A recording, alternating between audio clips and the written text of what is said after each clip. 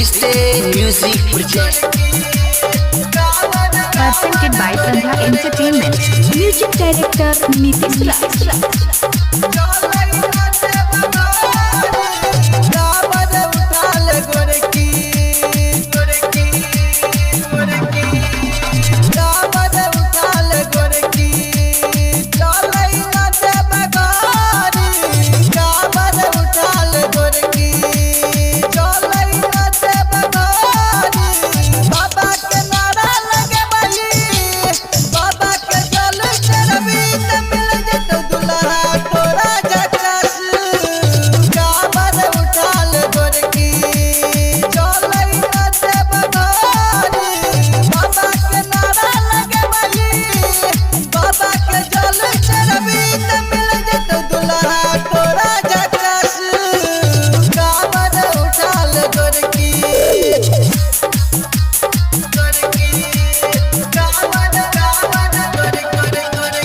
Music director Nitish Raj.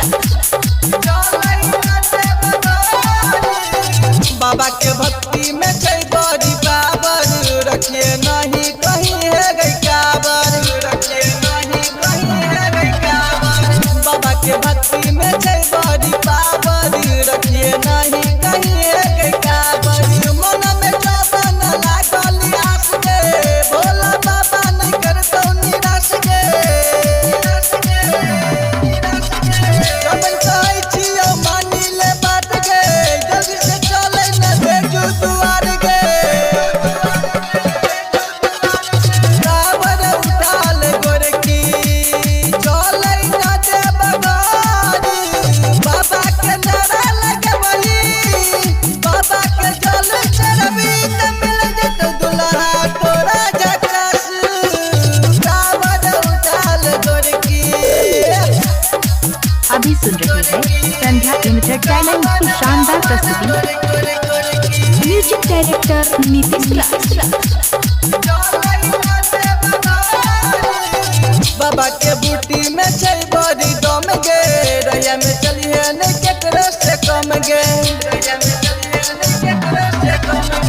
बाबा के बूटी में छै बड़ी दम गे रैया में चलिए नहीं केकरो से कम गे देख न जाय छै कया सब घूरन गे तब तक ले न अपना तू संग गे सुधी सहरिया उठे छै सुबह शाम गे हर जन जो पैसे बाबा के नाम गे काबर उठाल गोरकी चलै न दे बगारी बाबा के नारा लगे वही बाबा के जल चढ़बी त मिल जत दुल्हा तोरा जकास काबर उठाल गोरकी।